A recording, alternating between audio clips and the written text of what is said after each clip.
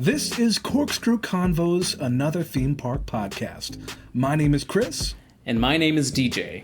And we're here today to talk about theme parks, roller coasters, barbecue, Six Flags America, and everything else under the sun in its time. But first, let's get this disclaimer out of the way. The views, opinions, and information expressed during the following presentation are solely those of the individuals involved and do not represent organizations affiliated with those individuals. Well, we've got the disclaimer out of the way. That's always my favorite part of the show. Just kidding. I do have many favorite parts, though. But we're going to get into the meat and potatoes of the part of this show. We're going to jump in fairly quickly, as this is a very special episode. We've done episodes like these in the past, and we've kind of been experimenting with this. We're trying to figure out which park to focus on next, but what we're talking about today is our Plan-A-Park. And so what we're going to do is jump into a park that I've actually not been to. I've been extremely close to, but Chris has been to this park a few times, a couple times actually. It's located over in Maryland, close to Washington, D.C. actually, and that is Six Flags America. You're right, DJ. You're right about that. This is an interesting park. We're about to plan its future. We've done it once before with Cedar Point, and that was a very nice episode. It was a ton of fun to record it. We got a lot of feedback about it, people interested in what they might have done for America's Roller Coaster, but now we're choosing another park. And this is a park in the United States. It's located pretty close to two almost Twin City-esque metropolitan areas. What are some other features about this park, DJ? Well, they have a hyper coaster. For you, dear listener, if you haven't listened in the past, or maybe you're not familiar with what that is, it means they have a roller coaster that's over 200 feet tall. So that's very special. It means a roller coaster that looks extremely tall, looks great in the background and the landscape. People go crazy over it. Height equals scary, right? And they also have a 104-year-old coaster. So this coaster was moved from a previous park over to this park, and lots of history involved with that. This is a park with a lot of room to grow, a ton of acres that they could use, and what we might use in our Plan-A-Park once we get into it, and a lot of things that maybe they could improve on too. This is a park, most importantly, I will say, at which I had my first date, DJ. Wow. I've had a few dates at various amusement parks and water parks, but your first date, that's a pretty bold move. Well, yeah, it was a first date with this person, but it was also sort of my first date ever. My mother drove us up to this park. She also went to the park too because there's nothing really else going on in the area, and we weren't terribly old either. Looking back, very cringy, DJ, but I wouldn't change it for the world. I totally get that. I was more simple. I stuck to movies, so yeah. Bravo to you. Well, Six Flags America, that's right. So this is a park in Maryland. It has 9 roller coasters. Let's go through that list real quickly. They have the Wild One, which is that super old roller coaster, originally opened in 1917 in Massachusetts. It was then moved in the 80s to its current location in Maryland. They also have Mind Eraser, which is a Vekoma suspended looping coaster, or SLC as they're usually called. Boo. It's not my favorite coaster. But there's also Roar, which was a Great Coasters International GCI wooden coaster with a real twisty layout that opened in 1998, so it was one of the first roller coasters made by GCI. They also have Joker's Jinx, opened a year later in 1999. It is a Premier Rides Spaghetti Bowl roller coaster with a linear induction motor launch, very similar to the Flight of Fear coasters at Kings Island and Kings Dominion, and also pretty similar to Poltergeist at Six Flags Fiesta, Texas. For the little ones, there is a roller coaster called Great Chase. It opened in 99 as well, so the late 90s, it turns out they were pretty big years for Six Flags America, and that is a Zamperla family coaster. Very small, but gotta have something for everyone. And then, a year later in 2000, they had Superman Ride of Steel. It's an Intamin hypercoaster, a lot of helices, a lot of straightaways, a few hills, but it is a clone, mirror image of the same roller coaster at Darien Lake. There was also Batman a year later, a Vekoma Flying Dutchman, one of only 3 ever created, with one of them currently at Carowinds under the name Nighthawk. And the other, which has now been made defunct, was Firehawk at Kings Island. They also have a floorless coaster by B&M named Firebird, which is actually the first B&M coaster when it opened in 1990 as a stand-up coaster named Iron Wolf. And the latest roller coaster that they've had added is Ragin' Cajun. It was built in 2014, moved from Six Flags Great America, and is a Zamperla spinning wild mouse. So that is their collection of roller coasters, DJ. It's a pretty nice collection. I mean, they have some big things and some little things too. Why don't we get into the history of the park, DJ? How does that sound? That sounds good. I think the most striking thing you've said so far is the biggest gap between Batwing and Firebird. 11 years with no new roller coaster at all. Yeah, well, hopefully we might add a coaster or two when we get handed the reins for this park. But Six Flags America, it did not open under that name. It actually opened in 1973 as a wildlife preserve, and then a year later it became a drive-through safari until 1978, when it sort of began the transition to become an amusement park named Wild World. And it would have that name until it was purchased by Premier Parks in 1992, where it would then be given the name Adventure World, sort of shifting gears a little bit from wild to adventure. And finally, when Premier Parks acquired Six Flags, it became Six Flags America in 1999 as the 10th park under the name Six Flags. Sounds like it was just in such a good spot that Six Flags had to get a hold of it. Dear listener, this park is located extremely close to Washington, D.C. It's close to Richmond. It's close to Baltimore. It serves a lot of metropolitan areas. Right. It's about 5 miles from the outer limits of Washington, D.C., and about 30 miles from Baltimore. So it's relatively close to two large metropolitan areas. So it's near a whole lot of people. They also, though, in addition to all the coasters and the things that we've mentioned so far, they have their own water park that's under the same ticket, and that is Hurricane Harbor. It has one of the largest wave pools in the world. I don't believe it's the largest anymore. I'm pretty sure that record has been taken. But if you were to look at a satellite image of Six Flags America, it's a big wave pool. I remember the little pre-work we did, we were looking at the park map, and you said, that's pretty much to scale, which, if you know park maps, dear listener, that's usually not the case. Mm-hmm. And concerning the water park, they do have a decent selection of water slides. They have some two slides and some body slides as well. Something that interests me a whole lot about Six Flags America, and something maybe that will change in our Planet Park segment, Six Flags America has never, ever received an entirely new custom roller coaster in the park's entire history. Why don't you wrap your head around that, DJ? I couldn't believe that. I'm still trying to wrap my head around it. But what that means for those of you listening at home, what a custom roller coaster is, this park has not met with somebody who makes roller coasters, a manufacturer, to say, here's our land, make us something that does X, Y, and Z, and let's do some great work. This is bringing in already proven concepts. So they were either moved from another park, or they were cloned with the exact same blueprints, the exact same schematics at a neighboring park or another park already in existence. So it's an interesting thing, but DJ, I'm kind of glad that it's that way, because when we do this Planet Park segment and when we add a custom roller coaster, we can market it as the first custom roller coaster ever coming to Six Flags America. Well, not ever coming, because that would mean it was the only one. But it hurts the brand a little bit the way you say that, I feel like. Well, let's just say I have some learning to do, but the first roller coaster, the first custom coaster yet at Six Flags America, I don't know, something like that. But with Six Flags America, they have a relatively long operating season, at least as of the last couple of years, because they do have a HoloFest event in the fall and then Holiday in the Park in the wintertime. And this is very important for our Sandbox Dreams in this episode, something that I was incredibly surprised to hear, but listen to this, DJ. There is a ton of land available in and around the park that we can play with, DJ.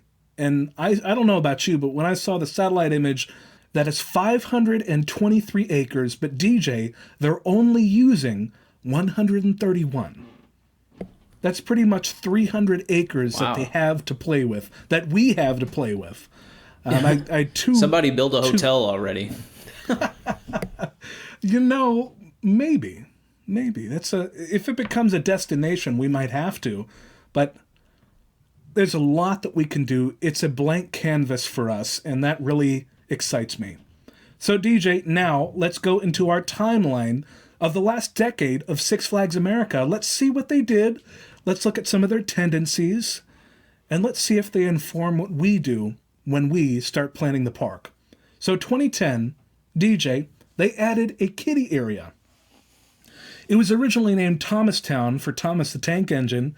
A year later, it was renamed to Whistle Stop Park, where it still has that name today, and that is an area for little rides for small children. 2011, Zumazon Falls. It wasn't a new slide complex, but a retheming and renaming of an existing water slide structure. What did they do after that, DJ? We had Apocalypse, a B&M stand-up coaster. Now, this is interesting because we talked about this earlier. We were giving down the lineup of the roller coasters that there are at this park. Apocalypse was brought over from a different park, and again, not breaking any records that's already existed before. Again, nothing super original. But what has happened, I believe back in 2019 was its first year, they debuted Firebird, which was the exact same ride, but instead of standing up, yes, you used to stand up vertically in this ride and you were strapped down, you were now riding in a floorless car. So you get in the car, you're sitting down like a normal ride, and the floor comes out from under you, it collapses, and you no longer have anything below you, so it's just your feet and the track. And interestingly enough, I actually have the banner in my garage of Apocalypse. I have the banner that says your last chance to take a ride on Apocalypse in my garage right now. Wow, that's cool. Yeah, so that's my little connection to this park. Not been there, but I got it in an auction, so I felt like I made a good decision. Let's just say that. That's great. Well, in 2013, they added bonsai pipelines to Hurricane Harbor. That was a six-slide structure, really adding to the capacity of the water park. 2014 was some big changes, DJ.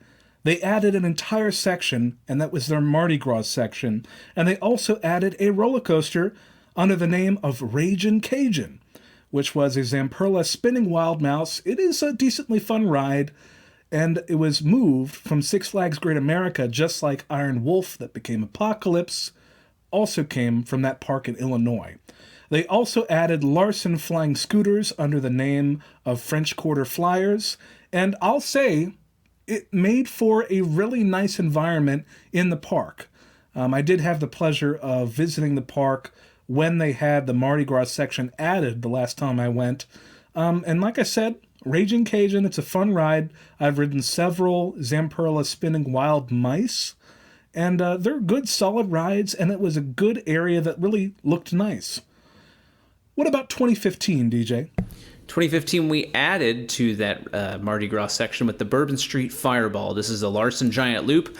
According to Six Flags, I'm sure they marketed this as a roller coaster. This is a flat ride, though, a giant loop. Essentially, you've probably seen them at a fair you've been to or many other parks. Just a big loop. You're strapped into your seat over the shoulder restraints, and you slowly ascend this loop structure until you eventually go all the way around. Then you stop upside down, I think, and do it all again backwards. So that's in the Mardi Gras section, again, adding to that, making a bigger presence there.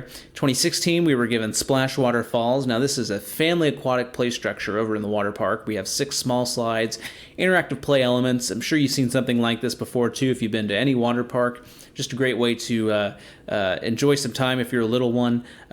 Plenty of different water elements to play with. Get to go down maybe your first big slide. I know that was my experience on one of these. So definitely a place to build up some courage to ride some bigger water rides and even some roller coasters as well. In 2017, they added another major attraction under the name of Wonder Woman Lasso of Truth. And this was a Funtime Star Flyer.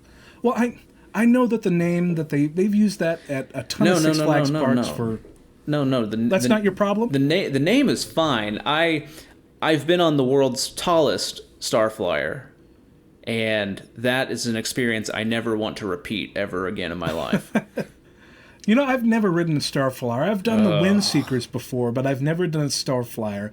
This particular model was only 242 feet tall, and I'm pretty sure they had to jump through a few hoops to get that height variance at this park. But the one that you rode, I know that it's much taller than that. Even this one, though, you're not doing it a lot of justice. This ride, dear listener, is like the old school chain swings.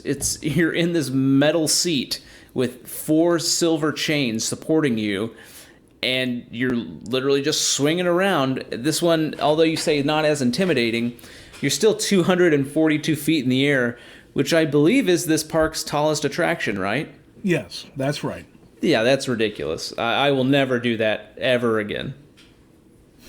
They go fast, too. I think they go like 45 miles an hour or something like that. I know the world's largest one, I'm pretty sure hits 50 or something like that. My word. That seems like a pretty intimidating experience. That is one time where I was actually shaking on a ride when I got off. I was visibly shaking. Wow. It is worth mentioning, when we talk about the future of Six Flags America, this attraction was 242 feet tall. It's the tallest thing that Six Flags America has ever built, and probably the tallest that they could build. Because they have a lot of regulations because of a nearby airport. And I got to thinking, I thought, Ronald Reagan International Airport is on the other side of D.C., and BWI and Dulles are pretty far away too. But then DJ started looking at the satellite image, and there was one airport that I forgot about, and that is Andrews Air Force Base, which is relatively close to Six Flags America. And DJ, what is at Andrews Air Force Base? Well, that's where we keep Air Force One, of course. That's where it's ready to go at any time with the proximity as close as it is to Washington, D.C. And really, this proximity to this park, I mean, it's got to be less than a 10-minute drive, I would say, from this park. I mean, the size of the base as well, when you look at it from a satellite, you pick it out pretty quick. You're like, oh, there's the base right there. So I'm sure there are some height restrictions. They need to be able to scramble fast, not have to worry about amusement rides in the area. So maybe that is kind of a reason why this park hasn't expanded in ways maybe it has wanted to. I think that there's a lot that we can do without going for height records. There are so many parks around the world, Alton Towers being one of them, that has height restrictions, and that forces them to be creative. So I'm hoping that will maybe inspire us to be creative with our additions as well. In 2018, they went back to their water park. They made Wahoo River, which was a refurbished version of what was their lazy river, recreating it to be a wavy river, where it's a little more adventurous than simply floating in tubes. In 2019, as DJ previously mentioned, they added Firebird, which was the floorless conversion of what was Apocalypse. Now naming it Firebird, it got a new paint job, new trains, new ride experience, and it was a people pleaser. In 2020, they were originally supposed to add Harley Quinn Spinsanity, which is one of those Zamperla Discoveries, which is a very popular, very striking flat ride, where it's sort of a pendulum ride that swings, but you're on a ring that also rotates while you're swinging. Lots of companies offer different versions of this ride, but it's a great experience, and it's impressive. People love to look at it. That's what they were going to add in 2020. That's now going to open in 2021. This is also the version where you're sitting on the outside, you're facing outside. Some other companies have the opposite, where you face each other, facing inside. Mm-hmm. It's a great experience, one of my favorite flat rides. In addition to, of course, the Zamperla Air Race that I had mentioned in the previous episode. But looking back at this decade, DJ, it reminds me of Six Flags' approach to new attractions at their more than 20 parks that they operate and build for in North America, DJ. I call it the Six Flags way, or maybe they do, I don't know, but it's the Six Flags way of marketing new additions and new spending. They always have a new experience to push, something that they can put on a park map or a souvenir cup, even if it's just repainted slides that you're renaming. That's a new thing, and that's a big deal because they said it's a big deal, and that gets the guests thinking, oh, look at those new slides, or oh, look at that new flat ride. And every year, there's something that they can push to people. Other parks don't necessarily follow that way. They might sort of just say, this is the park. We added something 2 years ago, and we're going to add something pretty close in the future, but this is the park. That's not so with Six Flags. They always have something that they're serving to you as a new experience, and I think I think it's worked for them in the past decade. When you look at them coming out of their bankruptcy restructuring at the beginning of this decade, they're definitely not spending as much as they did before they went into bankruptcy, of course, but this new way of always just pushing a new experience of any stature, I think it's worked for them, in addition to their switching to memberships where you pay a small amount every month, and then it's sort of a subscription like with Netflix. What do you think about that, DJ? Yeah, I think it makes a lot of sense. I think the other pattern you notice too is, saving the money with getting maybe smaller experiences or retheming things, repainting things, moving from old parks to a different park, different location, calling it a new experience. I think what also they do though is all of these parks. It seems Did like you say doo-doo? I might have. Sorry everybody. Dear listener, I apologize for DJ. What these larger parks do, though, and really all of the Six Flags parks, maybe except the exception being Six Flags America, is every 3 to 5, maybe 7 years, these parks will get a major capital expansion. Now I know, like financial terms, what is a major capital expenditure as opposed to a smaller one? How do you determine that? But when we watch these year-round, like coming to Six Flags next year, and they do all of their parks, their big announcement videos, there's always 2 or 3 parks that really kind of catch you off guard, and it's like, wow, I kind of want to go to that park, whether it's like Twisted Colossus at Magic Mountain, even the new Mock Aqua Coaster thing at Six Flags Over Texas, any of the RMCs that happen.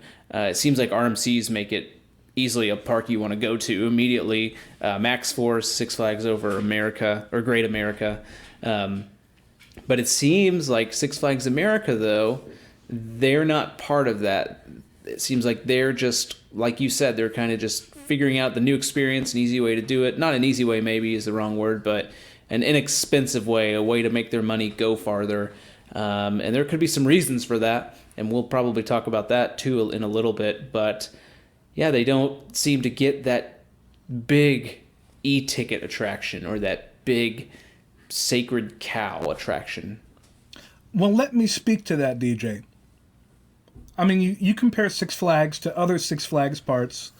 There are definitely tiers of Six Flags parks when it comes to spending. You look at something like Six Flags Magic Mountain down there just north of Los Angeles, Six Flags Great Adventure, about 30 minutes, 45 minutes, depending on traffic outside of New York City. Six Flags Fiesta Texas, well, even in San Antonio. Magic Mountain, I think, still holds the record for most roller coasters anyway, right? Yes, that is still the case. But these parks, including maybe Six Flags Over Texas as well, they, it seems like, are getting the biggest and best additions more frequently than the rest of the Six Flags chain. And there are other Six Flags parks very similar to Six Flags America that have a similar degree of investment when it comes to flashy spending, like The Great Escape up in upstate New York, Six Flags St. Louis as well. So Six Flags America is definitely not alone in that regard.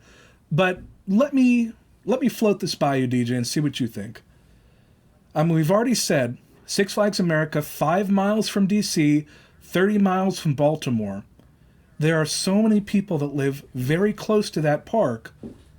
It could be that Six Flags America is simply what we in the business world call a cash cow that doesn't need flashy investment to get solid attendance numbers and solid spending.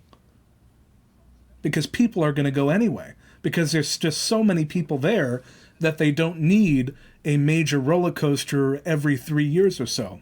What do you say to that, DJ? I have trouble believing that's the chief reason, only because the parks that we've talked about previously, it seems like they're the exact opposite of that. Magic Mountain being outside of LA, huge population center, over Texas, but also Dallas. You're also outside of Chicago with Great America. Fiesta, Texas, and San Antonio.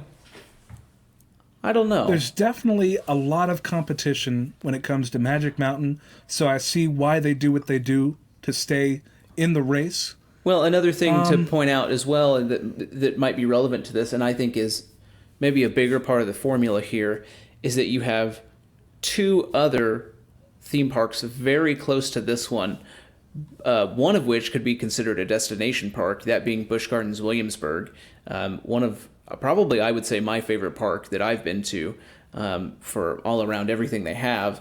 And then also King's Dominion, offering essentially an extreme sort of thrill on top of a great family experience. And we'll kind of get into this too.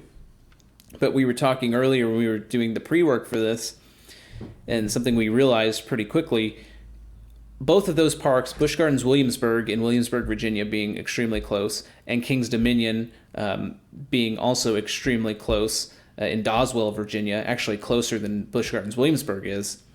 It seems like both of those parks have every single experience that Six Flags America has, but it's bigger and better, or it's just, I mean, I just said this, but it's just an all-around better experience, whether it's a taller coaster, a better layout of that taller coaster, not as many clones. Pretty much we can go down the line and look at all these roller coasters they have specifically and say, okay, a ride like Firebird, for instance, well, we've got Dominator at King's Dominion. I mean, pretty much subjectively, I would say a better, or objectively, a better roller coaster experience. We have Superman at Six Flags America, but then we have Intimidator 305, one of the most intense roller coasters ever built at King's Dominion. Okay, we can pretty much say objectively, probably a better roller coaster. What do you think about that? Well, DJ, if you want to talk about nearby competition, you also have to mention Hershey Park. Oh, that's true. Yep. Maybe even Dorney Park and Six Flags Great Adventure. Because once you get up there just north of the Mid-Atlantic, heading through Pennsylvania and New York, there are so many parks there because there's so many people there. It's sort of this megalopolis of population once you get up there towards New York. The American Dream, so the new indoor theme park, yes, that's another one. There's a new player in the stage. There's Legoland. A lot of people, but there's also, and now Legoland, there's a lot of competition. So maybe Six Flags America, in this future that we're planning for this park, maybe we'll give them something unique, something to stand out in a very crowded field of amusement parks and theme parks in the Mid-Atlantic. And one more thing about this park that I don't think we've touched on yet, they do have a very well laid out, a very big, I should say, group area event for special events. Yeah. And I wonder if that's also coming into your cash cow argument with the military base being so close by, huge population center, DC's right there. I wonder if the group sales numbers are also really keeping this alive and helping it do well, and kind of that equation, if they can add something every single year, then in that sales conversation, it's like, well, we are doing something new and there's always something to talk about. It's not the same old, same old. Yeah, there's something that those sales representatives can go back to their clients and say, all right, let's just change the dates on this contract. Let's do it again next year. We're also going to have this. And they'll give them maybe a quick handout on a flashy new, well, not a flashy, but on a new edition coming to Six Flags America. Oh, we're going to have this flat ride now. Your kids are going to love it. Maybe that's an angle that they can use every year. In that conversation, I think it's easy too with something like Firebird, for instance. Well, Apocalypse had been there for 8 years, and you and I know that, well, all they did was change the trains, repaint the track, add a new sign. It's pretty much almost the exact same coaster experience, but these sales executives and these employees can say, oh, we have an all brand new roller coaster, and they probably, the person signing that contract has no idea the similarities. And that's not to say that's a dirty thing by any means, but it's a very efficient way of doing things. Right. It's probably the least they've ever had to spend for a quote-unquote new roller coaster. Yeah, that's very true. So we've discussed Six Flags America a little bit. We've debated a few things. Let's go over some things that I think we must do when we really take creative control of the park, DJ. Number one, improve the layout and flow of the park. That is eliminating dead ends. We're going to remove maybe oddly placed fixtures of the park, be them attractions or buildings or something else, to really make the park flow better. Because when I first visited there, I was confused. I said, wait, how do I get to that coaster? I have to go through here and now turn this way? And I will say this is something that they have been fixing in the past decade as well. When they added the Mardi Gras section in 2014, they did create a pathway loop where there never was one before. Because previously you had to walk a long time to get to the Wild One entrance, and it was pretty hard to find it. Now, it's relatively close to the Mardi Gras section and the new Mardi Gras street that they have in the area.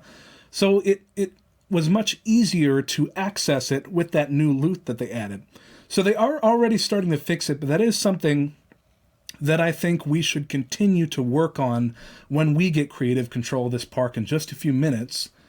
I also think, like with any park, but especially Six Flags America, we should increase the number of reliable high-capacity attractions that are the crowd pleasers, that are going to be open, that are coasters that look great, to really add capacity to this park as a whole.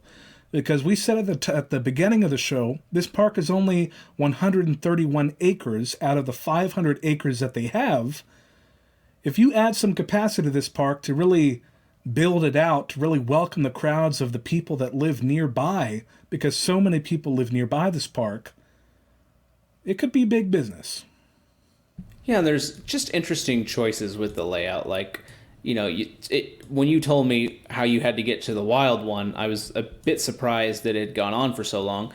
I think it's good that they did add that kind of roundabout, because it shows, okay, they're paying attention. I'm sure that came out of a guest survey or something to where they decided, let's get this all connected and make it make more sense.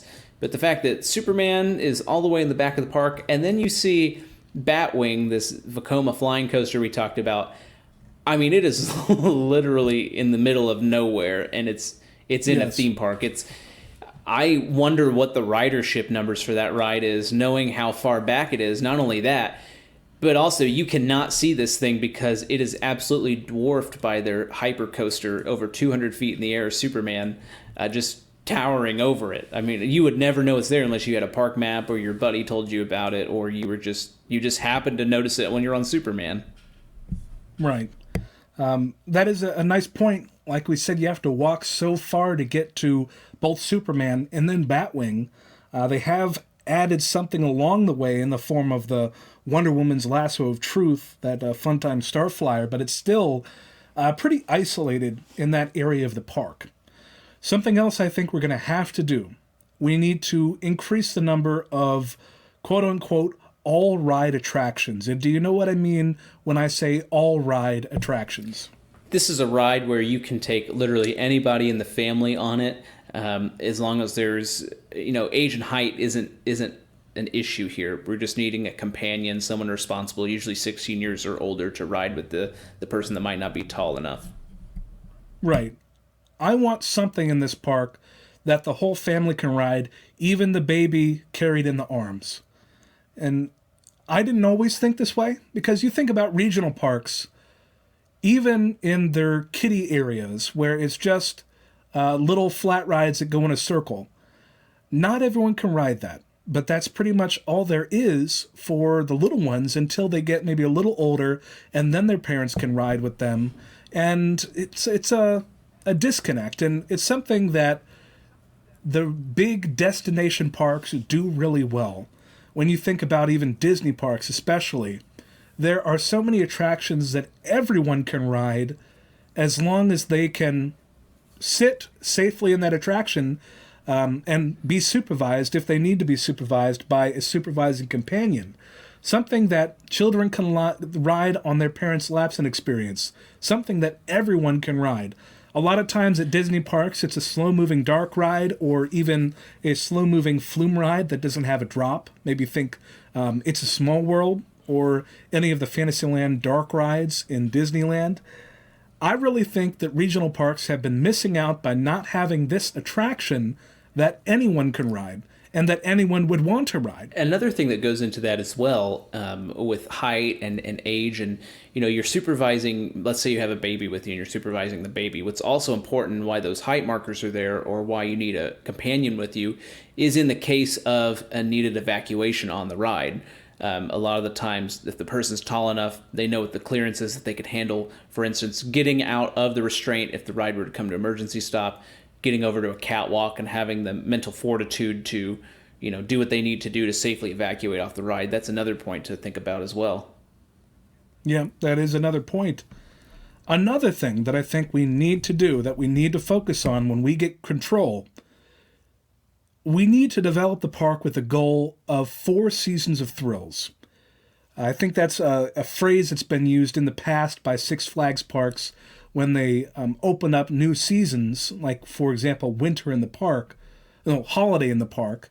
The parks, Six Flags parks, including Six Flags America, they're really pushing the season longer and longer, now that they are including a lot of the winter as well, and then opening up pretty early on in spring of the next year as well. So adding attractions that are going to be operating and popular in all climates throughout the year.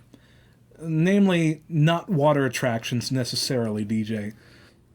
Not water attractions and speed as well. Speed and height. If it's colder out, it's going to feel terrible on your face. And working with manufacturers that can operate in those lower temperature conditions is extremely important, especially, like you said, for going into winter. Like, I live in the center of the country, but we're about to have negative 16-degree weather Tuesday, so you never know what could happen.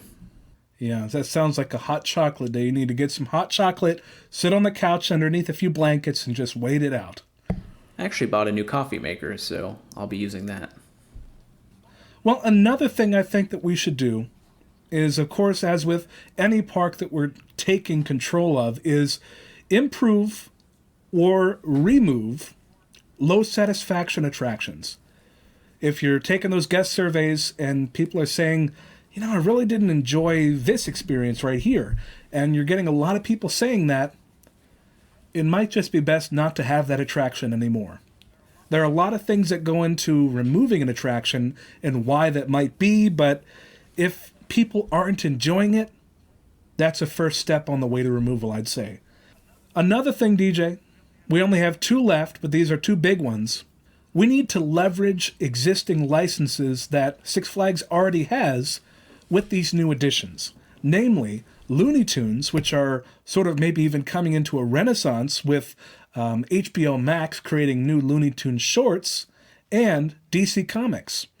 I know it's not the likeness of the DC Extended Universe in the movies that they have the license to, but they have the comic book likenesses that they can work with, and that's big too. I mean, it's the same names, the same general appearances. It's very popular, DJ, and here's one out of left field for you. Are you ready for this? Let's hear it. Garfield. In 2017... Lasagna-themed ride. Well, maybe having a lasagna restaurant nearby, but a few years ago, Six Flags announced a deal with a Chinese company to build lots of Six Flags parks. These were just going to be mainly amusement parks under the Six Flags brand, and maybe providing some strategic leadership as well with these new parks. But that deal fell through in 2020 because of 2020. But DJ, something very exciting that they announced when they were still on track to open these Chinese Six Flags parks was Garfield Dark Rides. where they were going to have these Sally dark rides. I believe it was Sally Corporation that was going to be making these dark rides, and then having these nice Garfield character animatronics throughout the ride. It wasn't just going to be cardboard flats or projections. It was actual animated figures that were articulating and moving, and they looked great. I think they were at the 2019 IAPA Expo on the trade show floor. They were a big deal. They were very impressive to look at, and unfortunately the deal for those Chinese Six Flags parks fell through. Now I wonder if they would make those Garfield dark rides in domestic Six Flags parks. So that's just another potential license that they may have access to, but definitely the existing ones, Looney Tunes and DC Comics, are pretty big as well. Now the last one, DJ, last must do, I'll say. Something we've talked about before, but something unique. Something that will differentiate them from King's Dominion and Hershey Park and Great America and Great Adventure and Busch Gardens Williamsburg. Something that is unique to Six Flags America. I think that's very important to have, and I think we're going to do that, DJ. So why don't we get into things that we think are on the chopping block, things that we might remove from the park? Yeah, absolutely. And I think one of the places to start out with this, and 2020 is a bit responsible for this as well, but probably chopping the stunt show outdoor arena. Now, live events are getting more difficult with everything with how it was in 2020. Not saying that it couldn't perhaps work in 2021 at a limited capacity, but I doubt that this really moves the needle for Six Flags. Although I will say, if we get rid of this, I don't believe there's any other real form of stand-up live entertainment in the park. That being said, I'm not sure who goes to Six Flags for entertainment. Let me fix you there. They have two stunt show arenas, one in Coyote Creek and one in Gotham City. Okay, I saw the ugly one in Gotham City then. So surely one of them is potentially an expansion plot that we could use. Well, yeah, so, I mean, that's what we want to get rid of is one of them. Then a place not only that would have land for us to use, but also just might not be a reason to have two of these. Another thing we're looking at, though, is removing the Batwing. Now, I can agree with this. I will say I have been on a version of the Batwing, these Vekoma Flying Dutchman roller coasters. If you've never been on one of these, you load in the car just like you would a normal ride, pretty closely to a normal roller coaster. You're strapped in this vest restraint. I believe your ankles also get strapped in, and then the car tilts backwards to where you're lying on your back like you would be, laying down for bed. And then as you ascend the lift hill and come down off of the first small kind of post-lift hill before you go down the big drop, you're flipped over with an inversion, and it's like you're flying for the most of the ride. I think it's a great experience. We'll say they're kind of rough, not the most comfortable experience. It's more of just the kind of the intimidation and the intensity of being on your stomach and being completely flat rather than sitting down in a seat. That said, the reason this is on chopping block is Firehawk at Kings Island, the one I've been on. That was demolished, 3 years ago now? And so it's very likely that this one will also see the chopping block soon. That being said, though, Vekoma is still a very established company, so I don't know if it's really a parts issue or more of a ride experience issue. And also, that being said, this ride is in the very back of the park, as we were just discussing. That's the number one thing, DJ, is location. It's hidden. And to continuously operate this roller coaster that either takes a ton of people to operate if they're going to have both sides of the station open, or the line is going to move so slow because it really takes a while to get these trains loaded and moving. There are so many knocks against it. Even though the ride experience itself is unique, it is novel, but it's just such a pain to get to. It's such a pain to operate. I think it might be on the way out. I think you're right. And another ride I think is actually closer to being on its way out is Mind Eraser. This is another Vekoma coaster. This is a Vekoma SLC. This is an inverted coaster. If you've seen one, you've probably seen another one. You kind of take a picture, put them side by side. You'd be like, oh yeah, I've been on that before.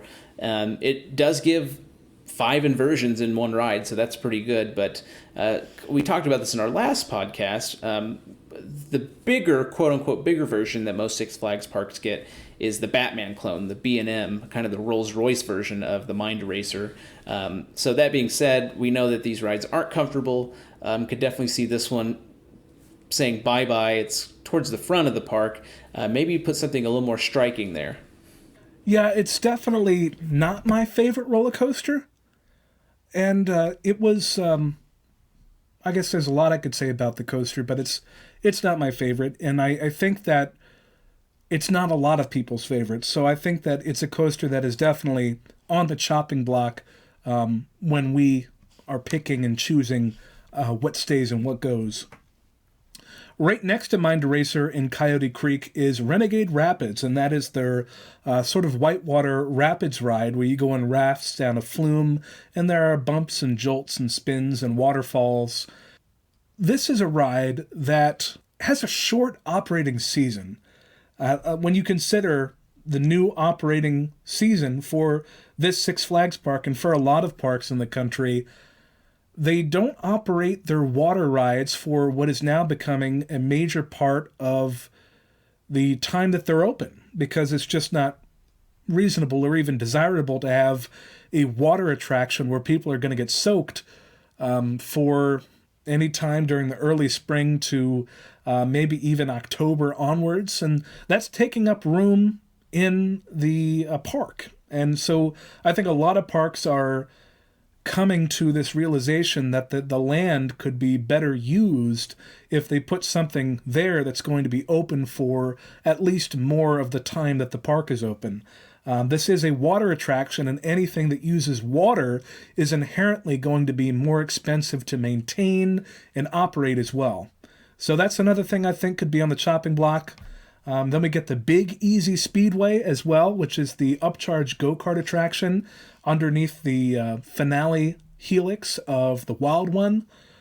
I mean, it's an upcharge go-kart attraction. Those are pretty often removed when you look at Kings Island or Carowinds or other parks in North America if they need to get room from somewhere, or if they want to put something in its place. Those are pretty easy decisions for a lot of parks to remove, because they can then put something that really adds to the prestige of the park, something that will bring people in. Yeah, and I feel like with a lot of parks, the strategy is get rid of the go-kart track, put in, a ride or something, and then to recoup that money, put some sort of, fast lane station or restaurant or gift shop or something to recoup some of that money that they were getting revenue from back. Well, coming towards the end of this chopping block segment, things that we think might be removed when we're putting together our 5-year plan, but we'll see about that, is another attraction that was added in 2003. It's a water ride, and you've already heard what I've said about water rides, but this is a water ride that is in the Hard Park. It's right next to Superman. I mean, right next to, in quotes. It's pretty close to Superman, pretty close to Wonder Woman's Lasso of Truth. It's the Penguins Blizzard River. It is a raft ride that goes down a fiberglass flume with a few helices, a few bumps, and then has a splashdown. It's pretty unique. I mean, you say Six Flags America, we need to add something unique. I don't know if I could think of another ride quite like this, because there are a lot of puzzling things about this. I mean, it's not in the water park, but it looks like a water park attraction. These are circular rafts that people go up a conveyor belt lift, and then they go down through the rest of the fiberglass flume until the splashdown. It's interesting that it's just placed there in the park as opposed to the water park. And again, you've said it, I've said it, water rides versus winter operations, they don't mix. So another thing that I think could be on the chopping block, also especially the land that it sits on. If you get rid of the Penguins Blizzard River, you're going to have a lot of land there between Wonder Woman Lasso of Truth and Harley Quinn Spinsanity, that Zamperla discovery that they're adding now. That would really free up some land there. Yeah, and I don't know what the issue was here. I think my theory is that maybe this was a prototype for the park, and they did market it as something unique, and maybe they gave it to them at a cheaper price, at least to do a proof of concept, because it looks like it's similar to some water slides out there, but I cannot get past the location. It just doesn't make sense. The other water rides are on the exact opposite corner of the park, closest to the water park, and for it to be by two major roller coasters and now a Star Flyer just doesn't make sense. So that's why it's on the chopping block for us.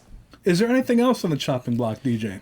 Well, we're kind of coming to the end, and one final item we have, and I feel like we're kind of back and forth on this, and this will go into our wish list a little bit, but we're left with the wooden roller coaster Roar. Now, we did not include the wooden roller coaster Wild One, the 100-plus-year-old wooden roller coaster, because it is a better ride experience. Whereas Roar, the cousin or clone of this ride over at Six Flags Discovery Kingdom in California, that has been redone as a Rocky Mountain construction roller coaster, a hybrid roller coaster, added some inversions to it. Of course, it's insanely smoother ride experience, just more enjoyable ride experience, a bit more intense. I'm not sure. I'm not sure if that's what we want. I'm not sure if it's to RMC it. If we did RMC it, could it have basically the same layout? Because, I mean, if you think about it, like I said, the RMC that replaced the other Roars on the whole other side of the United States, you probably wouldn't realize you're riding the same thing, especially if you change the name. I think theirs is Joker's Jinx or something like that over in California. You know, I don't know what we want to do here, Chris. I feel like I think it would actually be easy to replicate it. You kind of know what you're dealing with. Say, okay, we'll do the same thing, maybe build upon it a little bit. If you do completely scrap it, though, again, you have that opportunity to build something completely new and unique. That said, I don't think there's an RMC in that part of the country, right? A true RMC hybrid coaster? Oh, there is. No, there is. The closest one is Twisted Timbers at King's Dominion. No, okay, that's right. Well, I don't know then. I think that's why I'm having difficulty with this. And it's funny because I've been on Twisted Timbers, and that's a great ride. Well, let me give the disclaimer with Roar. It's been some years since I've ridden it, and I have heard positive reviews from people that have ridden it in the years since. So I don't know what the state of the rider experience is of Roar right now. But when I rode it, it did leave me wanting more in terms of a wooden roller coaster experience. And then you walk across the park to the Wild One, a roller coaster that is more than 100 years old now. In my opinion, it is a superior ride experience. It is an out and back with a few twists and turns and a pretty intense helix at the end. But I would favor that over Roar at the same park, which is very interesting to note because they both have those PTC trains from the Philadelphia Toboggan Company, and they are relatively similar stature in terms of height, speed, and length, but they are two different ride experiences. Well, I guess with that we can jump into our wish list. I think would be the best move moving forward here. This is informed by recent additions and kind of our ideas as well, but recent additions to Six Flags parks for sure. Not really a realistic list, I wouldn't say that at all, but just what we would want to be added, and we'll figure out where to place it as the years go on. Right. Like, I think before we go any further, when we're planning the park's future right after this wish list, I don't know about you, DJ, but I don't think we would get more than 2 roller coasters in our time planning this park. No way. I just don't think that would be realistic.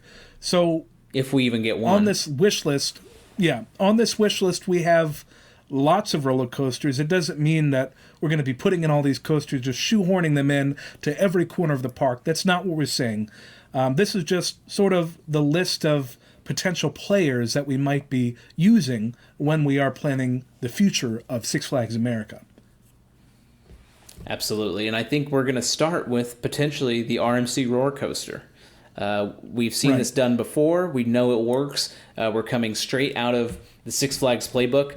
This exact same ride has been RMC'd already in California. We have other Six Flags parks RMCing existing rides.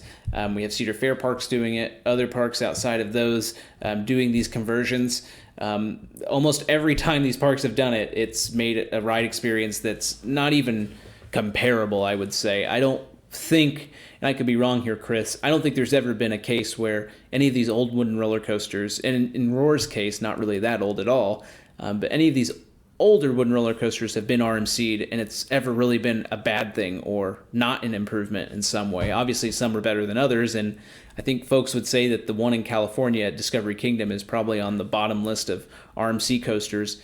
You know, just being an RMC coaster is pretty impressive to begin with.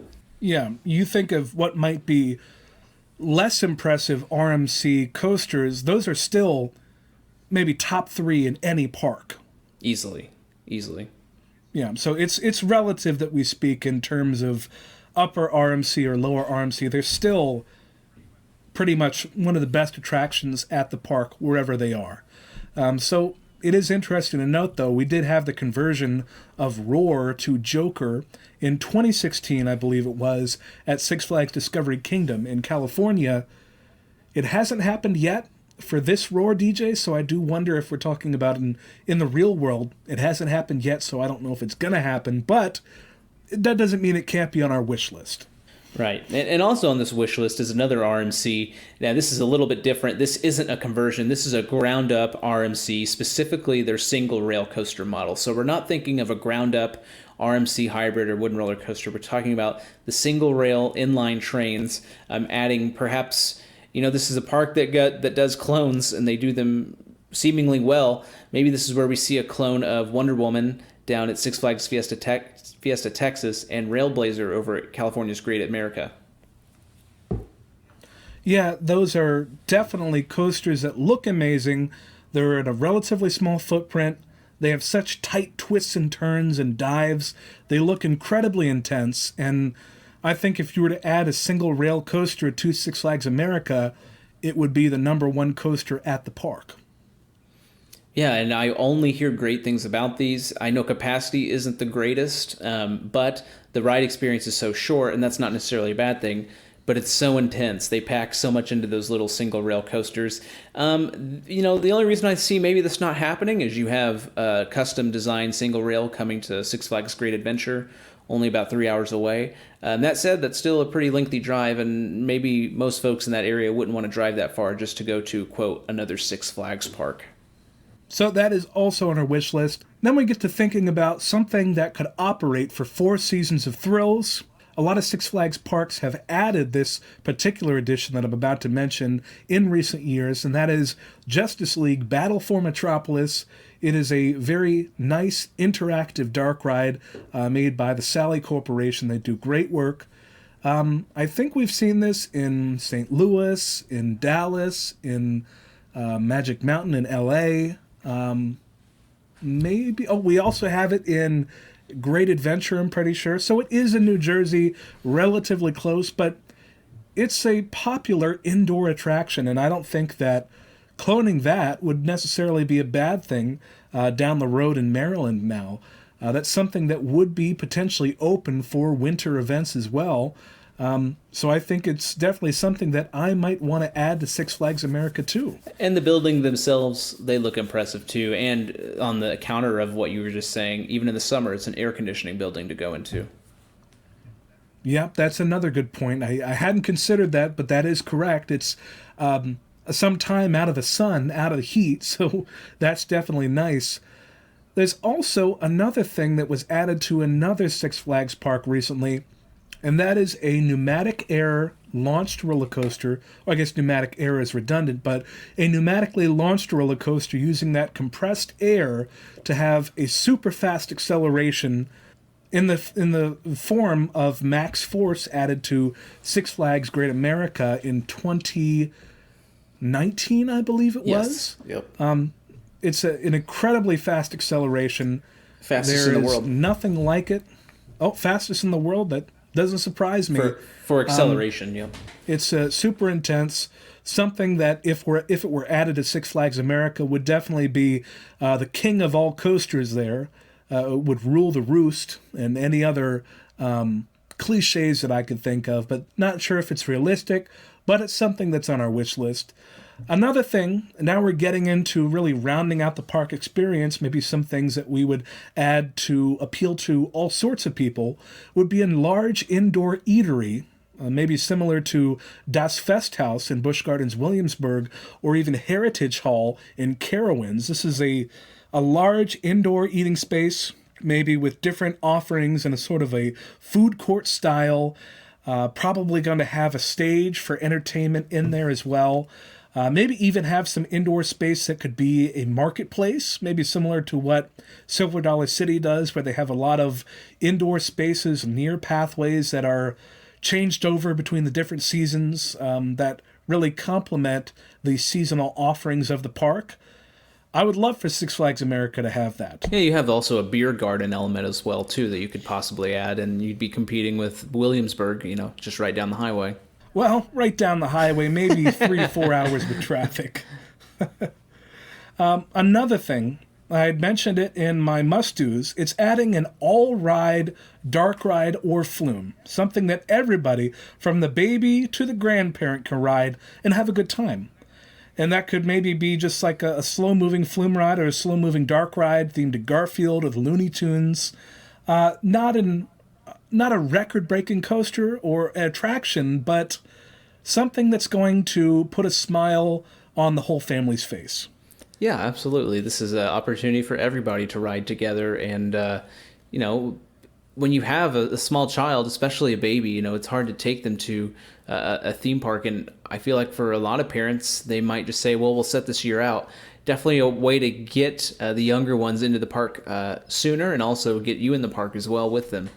Six Flags America also has a train, which really goes out there into the wilderness. I mean, Six Flags America has so much land. If you were to look at a satellite image, it has a train station. I think it's in the New Orleans section, the Mardi Gras section of the park, and then it goes past Gotham City, past some of the new additions, and then into the wilderness, where it then has another station in their catered event group sales area, where they have lots of different picnic pavilions for however many group sales of picnics, events that they have there, corporate events, birthday parties, reunions, all of that sort of thing.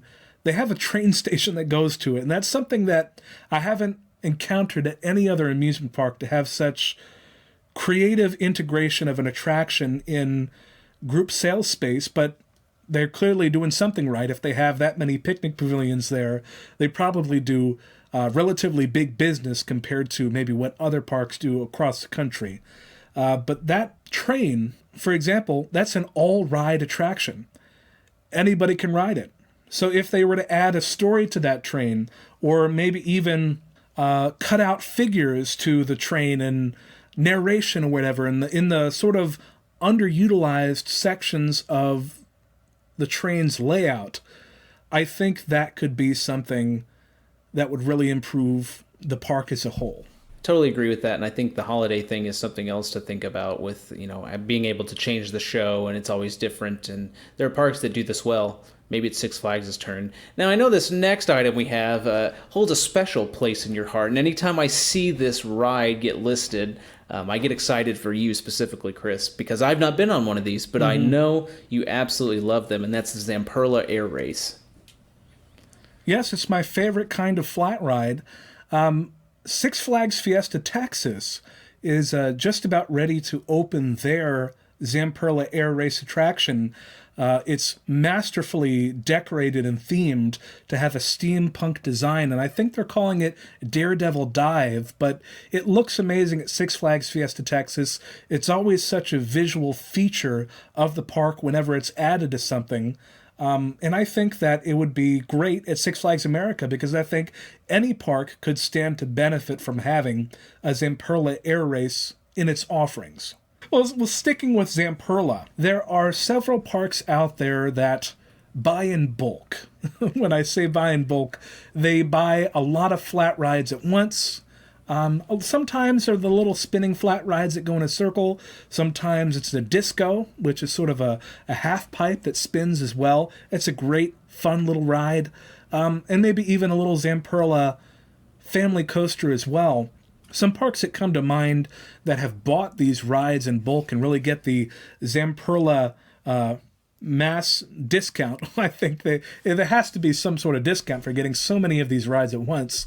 But there is Silver Dollar City, the Grand Exposition area.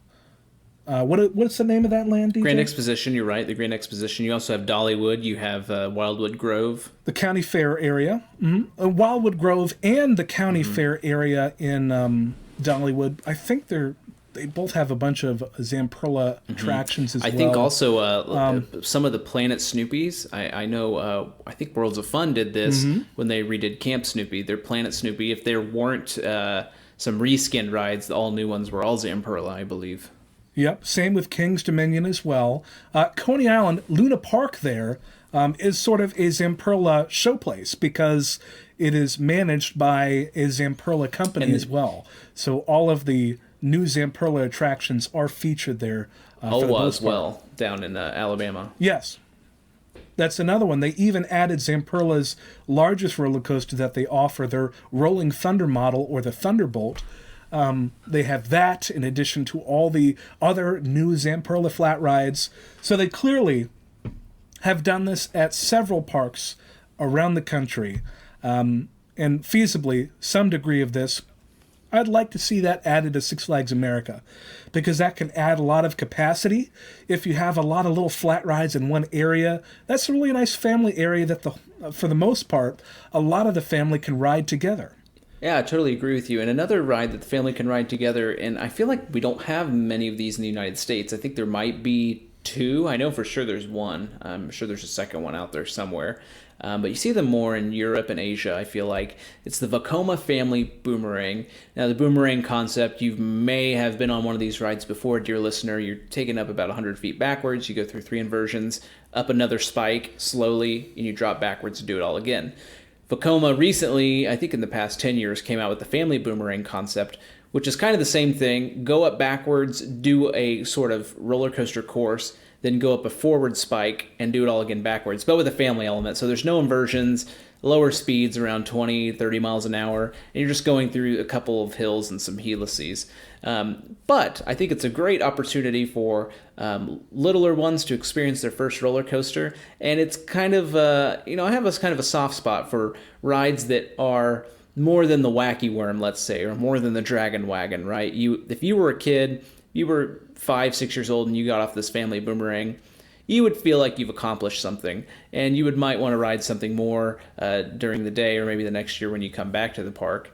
And I think the Vekoma family boomerang is a great way to get kids involved in kind of the environment of roller coasters, and really it's a ride that you would feel good riding as a parent as well, or a grandparent, or a guardian, or whomever you might be, sibling.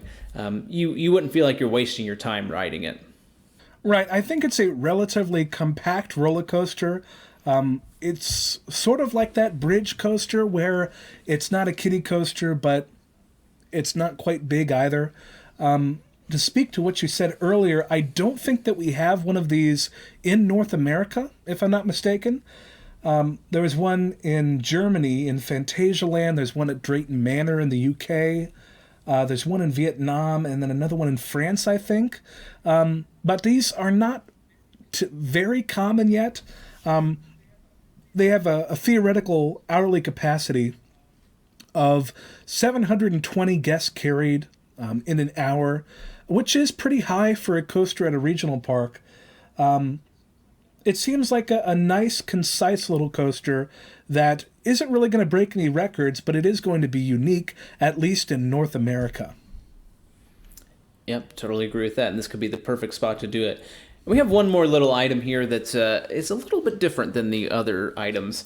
We do know that Space Jam 2 is coming out, and knowing that the park has the Looney Tunes existing license already, perhaps an opportunity to either have a standalone promotional event or promote a new area in the park or new ride with a Space Jam 2 promotional event, whether that's giving out specific basketballs to maybe the 100th person in the gate or something similar to that, maybe a NBA players playing a 3-point challenge with guests or horse, something similar to that. I think this is a great idea, and I think it's a way for them to capitalize on the Looney Tunes existing license. However, there could be some issues here with the NBA and their involvement, but I wondered what they could possibly get done here. Right. I think it's star-crossed because of the pandemic and the release of Space Jam coming when it is. I think it's a summer release, but I know, I feel like it's impossible, but it just would have been amazing synergy if they were able to have one of these events where they get an NBA player to start to play the 3-point challenge with guests, or have like a VIP experience where they could sell experience packages with a meet and greet with either a Looney Tune character and or an NBA player. And I just feel like that would have been amazing. And I feel like we can put it on our wish list because it is something that is out there, but it would have been amazing if it were possible. And I'm really glad we just got to talk about it for the little time that we did. Well, I think it's time. We're going to do our 5-year plan. This is what we would do if we were given the control. Now, obviously, 2021, that's predetermined for us. We can't really add much. If we were to add something, it would be more of a soft experience, not a capital expenditure by any means. But we're going to jump from 2021, and we're going to end up all the way at 2025. Historically, we kind of get a little argumentative here, but that's okay. Chris and I are really good friends, and we're just doing this for the fun. You at home, though, dear listener, get to sit back, relax, and listen to what we would do starting in 2022. Now, who knows? We start out with 5 years in the future, but DJ, if we're rolling, let's not stop it. Let's go for 15. Let's go for 20. This will easily be our longest podcast episode. We are shooting for 6.5 hours. Okay, so listener, I hope you're buckled up. Here we go. So, 2021, you said it, the Zamperla Discovery. DJ, for 2022, it will have been 8-ish years since our last roller coaster in the form of Rage and Cajun. I think we need to open up our new management of strategic planning of Six Flags America with a splash. What do you think about that, DJ? I think you're right on. I think it's time to come out of 2021 being kind of the recovery year, you could call it, and 2022 setting our heights on something a bit bigger. I want to put a custom roller coaster out there, and I think I want it to be... Well, I don't know what I want it to be.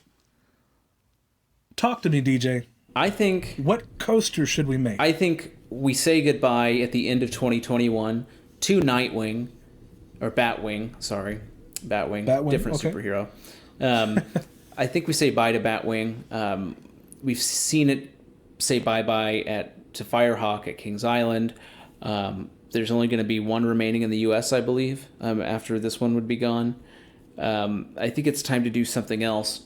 And I think this is an incredible opportunity to, I'm going to say, let's go with the pneumatic launch coaster. And here's why I'm saying that. We have Pantheon opening at Busch Gardens Williamsburg, hopefully this year in 2021.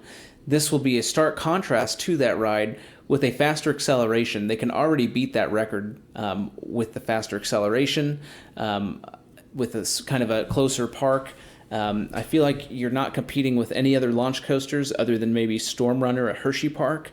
When you think of the parks around, you do have the granddaddy of them all, King Dakar at Great Adventure.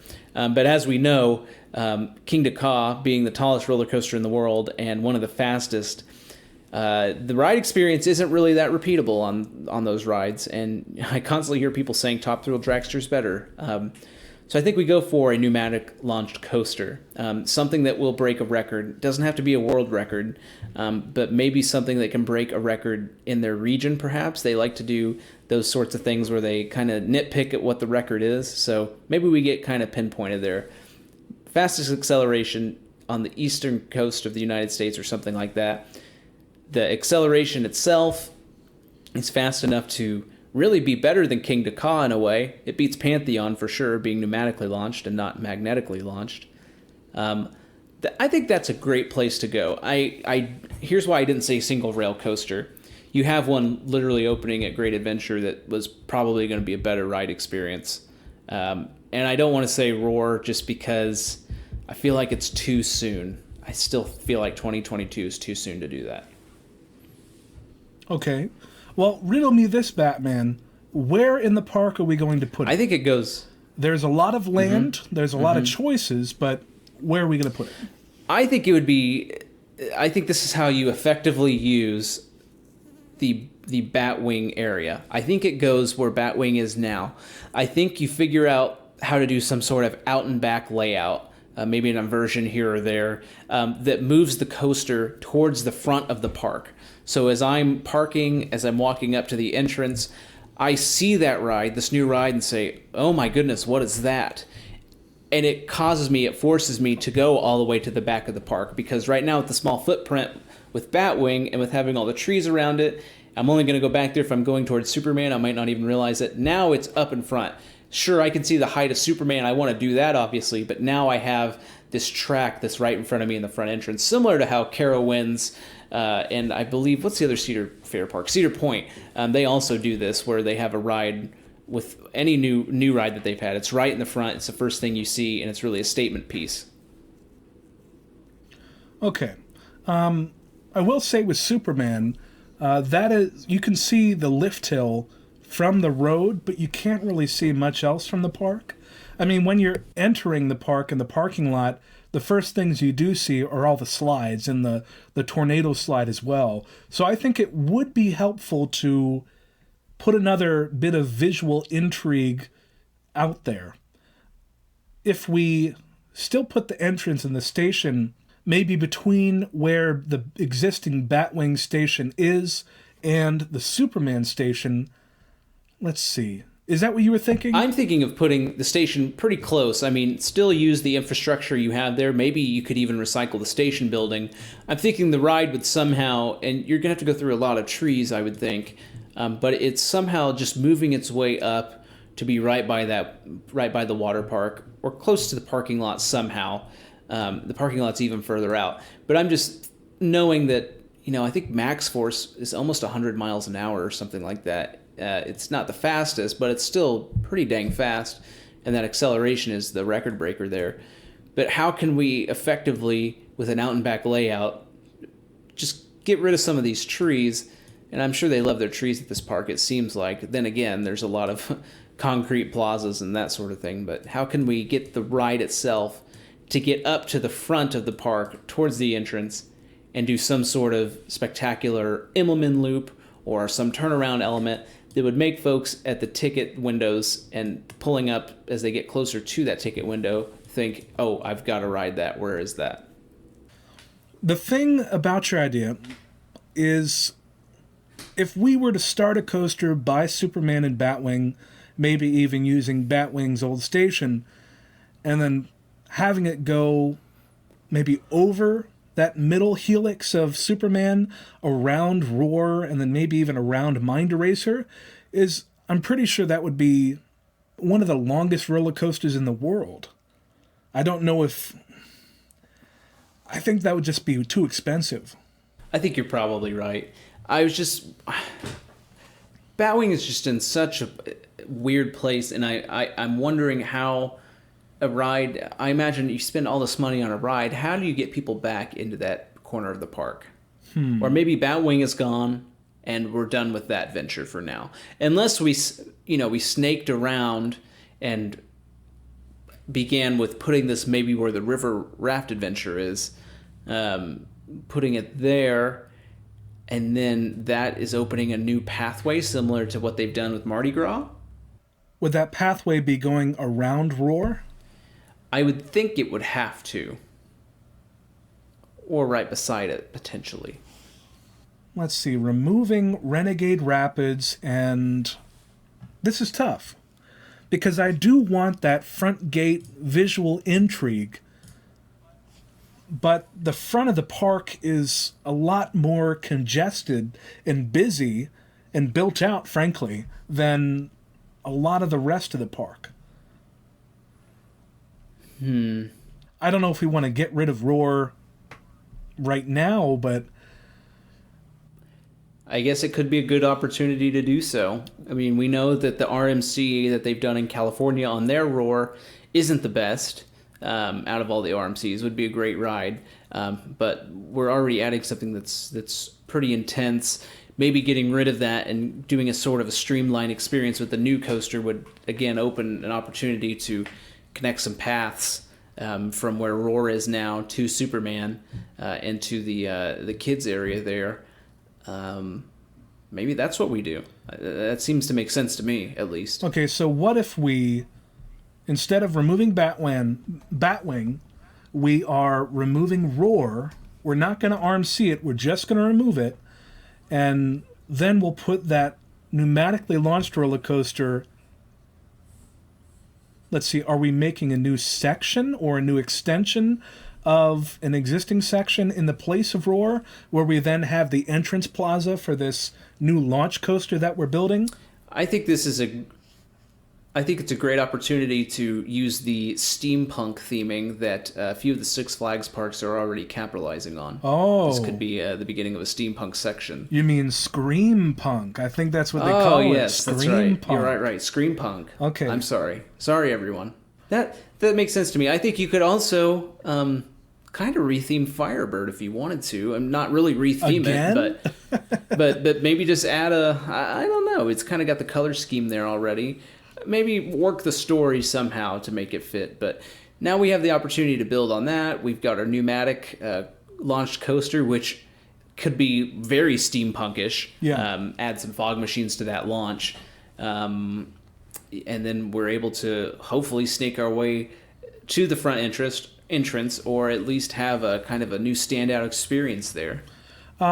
Let me talk you down from that with going to the front entrance. Let me instead say we have the station and the start of the coaster pretty close to this new section that we're building up near Firebird and between that and Renegade Rapids, but we have some sort of top hat or a version of a top hat close to the rest of the park, where we do have that, what Walt Disney called a weenie, to bring people in to this section of the park.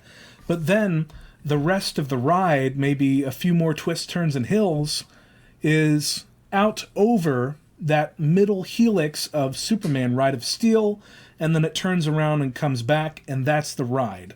Because we do have some field area there that doesn't have a lot of trees already, and it would feasibly potentially be easier to build out over there than to go into the very crowded front of the park. What do you think about that? You know, I really like that. Maybe it's the form of, maybe this is our record too. If we can't get fastest acceleration, how do you feel about maybe tallest inversion or something like that? A very large loop like Full Throttle, for instance. Okay. I think, if I'm not mistaken, the current record for that is 175, 180. Does that sound right? That sounds right. I don't think we're at 200. I believe it's on a mock ride, actually. Right. I mean, Gatekeeper took it for a while. It was just Volcano the Blast Coaster at around 155 feet, and then Gatekeeper took it, and then the Premier Ride Skyrocket 2 models were up there as well. Well, Gatekeeper is 170, but then you did have that mock roller coaster in China that had a 175-foot vertical loop, if that sounds right. I think that's right, because I think the height on the ride itself was like right at 200 feet. Right, so maybe we go after tallest inversion. Let me make note of that.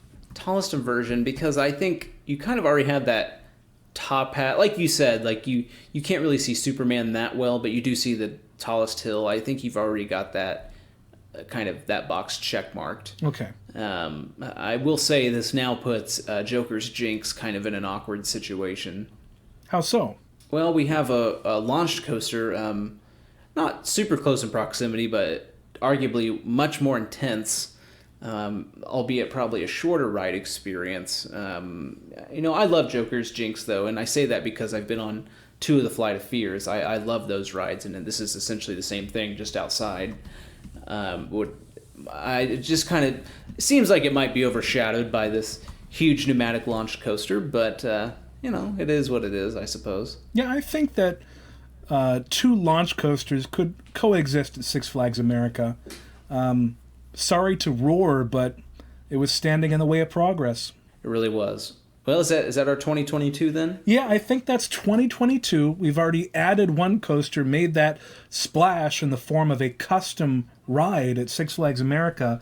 We lost 1 coaster too, but I think it needed to happen. Let's move on to 2023. This is pretty easy for me, if I can take the lead on this one again. Sure, go ahead.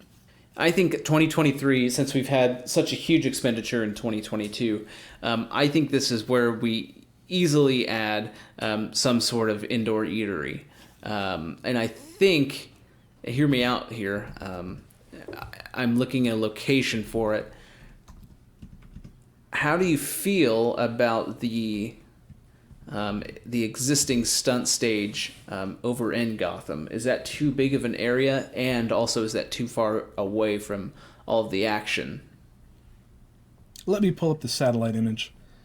The only reason I'm hesitating of saying that is because I think we're going to almost with certainty going to put in the Battle for Metropolis ride in here, and I think that would be also a great place for it to go. Yeah, you mentioned it. That is Gotham City right there. But I also like the idea of an indoor superhero eatery that serves great food. So not only does the food taste good, but kids will want to go to it because it's branded to all of these great IPs that they love. What if we stayed in the Scream Punk district?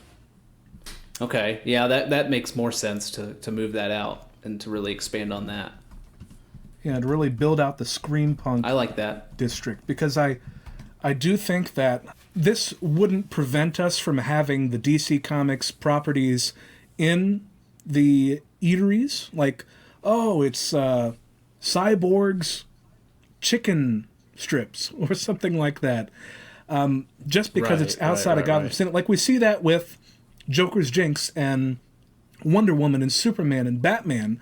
They're not in Gotham City proper, but they're DC properties. So I don't think that'll limit us. In fact, I think the more parts of the park that we have DC theming, the better when it comes to utilizing these properties to the fullest. But I do think that really building out that Scream Punk district would help us, because sometime in the future, I want to do the Zamperla flat ride treatment. And I want to do it in place of Mind Eraser and or Renegade Rapids to really create a loop there. I think that's a great compromise. I think having the Scream Punk themed restaurant, you might even be able to add some sort of, I don't know, not false, that's the wrong word, but kind of a higher tiered dining experience from using the intricate steampunk theming and the scenery and the sculptures and the sort of things that theme brings about. Yeah, this is going to be a place that people can get those wild shakes that have like everything and a bag of chips on top of the shake that people take pictures of. Sort of like Toothsome at including City a Walk. real bag of chips. Yeah, maybe that's going to be a trademark Six Flags America thing to really set that apart. But I do think that putting this sort of replacement or proxy for Das Festhaus or Heritage Hall or the Festhaus, I think Kings Island has one too.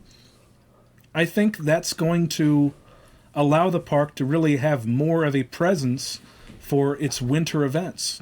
And so I think that's why I we should do that. I think, too, while you're on this, just one more thing. I think we could fit it in to 2023. As part of that building out, we've got a new indoor venue. What if this new area that connects from Gotham to where Roar was, the new steampunk district, also has some sort of LED light experience similar to Cedar Fair used to do Snoopy's Hot Summer Lights or something like that. Snoopy's Starlight Spectacular? Yes. I think I think Worlds of Fun had a different name for it. I can't remember what it was. I've been to that one in Cedar Points. I really enjoyed that. A year-round light display that then does change for holiday in the park, let's say. Something that's still marketable towards the summer. Check out this new cool thing that we can then convert over to Hallow Scream, and then, of course, over to Holiday in the Park. Yeah, I like that. When you mentioned that, something that came to mind was the LED light package that was added to both Kings Island and Kings Dominion along their international street sections of the parks, respectively, where they do have lots of... It's sort of like a version of a Main Street USA, where it's a straight pathway, fountains in the middle in this case, and shops on the outside of the path. Pretty much every surface of those buildings is bathed in color-changing LED lights that they can both use maybe more calm lighting during regular operation, but when they do Grand Carnival or even Winterfest, they can really play around with those lights and synchronize them to the music. Absolutely. I think we're really hitting the nail on the head on this one. Let's pin it with this LED light experience, this steampunk themed experience, maybe some some songs that are playing, some familiar songs, but maybe a steampunk flair to them. And I think that's a great way to close out our 2023 editions. Okay. So now 2024, I still don't think that we can put anything big and expensive there yet. I just don't feel like we're there yet. What would you suggest at this point? Well, at some point, I do want to do the Zamperla flat ride package, but that's probably a lot of money when you really get into adding all of these flat rides. I'm wondering what we can do to still have something to put on a souvenir cup, as is required, but isn't going to break the bank. Dare we go to the water park? I'd be willing to hear your water park additions. Now, this is something that we didn't put on the wish list, and we also didn't put anything on the chopping block, because it's a relatively compact water park in terms of acreage, especially considering all of the land that Six Flags America sits on. They're sort of bordered between the hard park with Mind Eraser and the rest of the water park. I think there's a bit of a ravine there, so I wouldn't necessarily want to build between that. I would want to keep that tree barrier between Coyote Creek and Hurricane Harbor.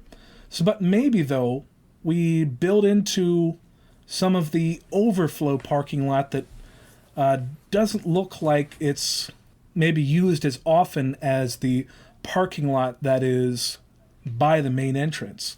Do you see where I'm talking about, DJ? It almost looks like gravel. Yeah, it's funny you bring that up, actually, because... it's funny you bring that up. I've been thinking about that in the back of my mind, like, that seems like something that probably is hardly used at all.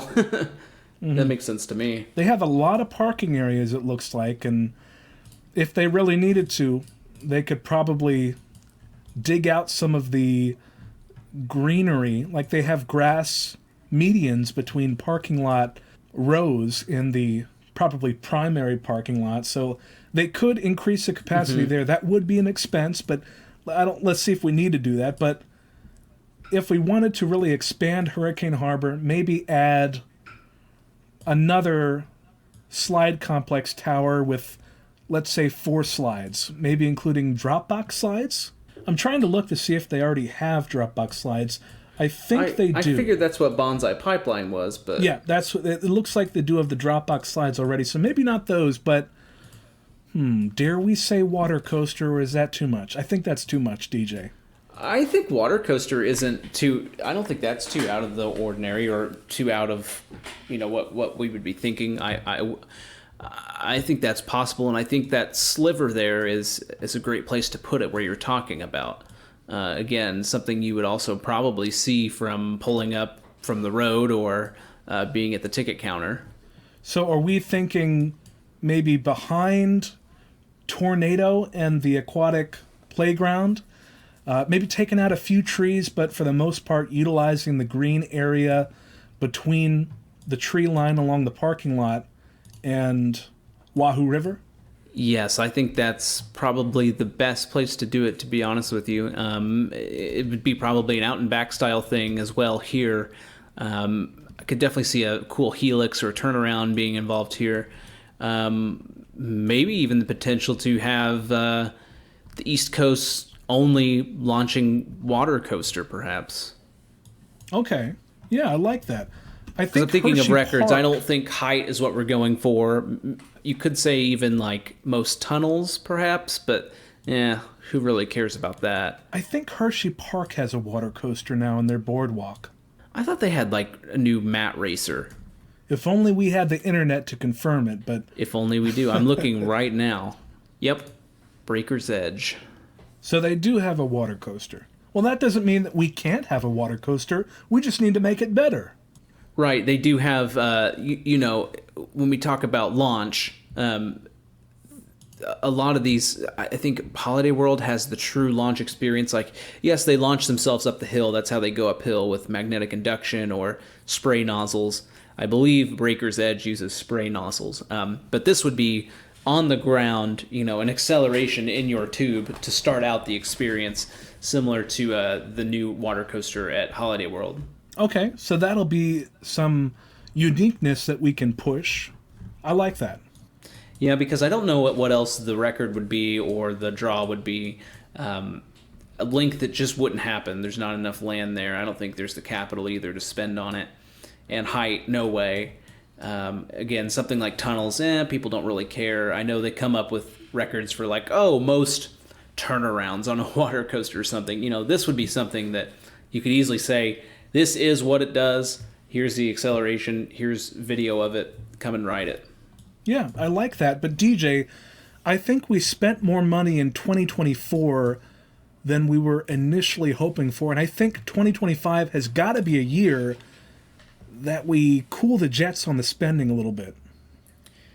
Well, Chris, I think, you tell me, I don't know how expensive it is. I think this is the year for the Battle for Metropolis. I know you want the air race in there.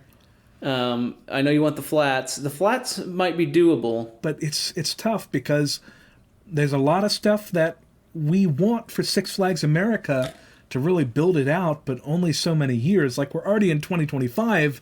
I think it's safe to say we're going to go past 5 years because we've got a lot of plans, DJ. A lot of plans. We definitely do. Well, let me say, though, let me float this idea by you. It's not something that we put in any of our wish lists or tentative ideas for Six Flags America, but it's something that has been done at another Six Flags park as late as 2019. They had a tie-in at Six Flags Magic Mountain. This was a maze that they had that tied in with the release of a horror movie called Hellfest. They were sort of taking the idea of what Halloween Horror Nights does in using actual movie properties for their ideas in a lot of cases. They were doing that with one maze called Hellfest at Magic Mountain. Were you aware of that, DJ? I did not know the partnership. I knew about that movie. I'm also trying to figure out, because I know the premise of the movie is basically, it's like a theme park that kills you. Why would a theme park ever want to associate itself with a movie like that? Oh, I wasn't aware that that was the premise. That's interesting. I'm pretty, I could be wrong. I'm almost certain that's the premise. Could be... Oh, here we go. On Halloween night, 3 young women and their respective boyfriends head to Hellfest, a ghoulish traveling carnival that features a labyrinth of rides, games, and mazes. They soon face a bloody night of terror when a masked serial killer turns the horror theme park into his own personal playground. Okay, so maybe we don't bring that tie-in back. But what I'm thinking is... the way that we can sort of take a year off in 2025 when it comes to spending is if we push a revamped Hallowfest, maybe even give it a new name for our Halloween event, and we have a maze that ties in with the release of some horror movie during that fall season, so that we get that tie-in. it'd probably be some Warner Brothers movie. They already do business with Six Flags as a whole, so maybe a Warner Brothers horror property that's coming out with a movie that season. We get a maze that ties into it, and that is the headlining edition for a revamped Halloween event. Yeah, that could make sense to me. Almost positive it would be something in the Conjuring universe, because that's a Warner Brothers movie and they just keep making them. Yeah, they do. If you didn't know, dear listener, that's my favorite genre of movie, are horror movies. I feel like they'll probably be making them in 2025, so I think that would be pretty cool. Okay, so let me write this down on the outline. A revamped vampire Halloween event with a new maze tied to the release of a big Warner Brothers horror release. Yep, I think that's right on. And that way we can save some money in 2025, because we've been spending and spending. 2026. Here's what I want to do, DJ. Let me see if you agree. I want to do the Zamperla flat rides, including the air race. What do you think of that? You know, I like that. The question for you would be, A, do they open at the same time? B, are they in the same area? Where are they going? I'm assuming it's going to round out our Scream Punk section. Or do you have something else in mind? Well, here's what I was like. I want to get rid of Mind Eraser at some point. And I think Renegade Rapids is also not long for this world. Mm-hmm. So what do you think of closing Mind Eraser and Renegade Rapids at some point?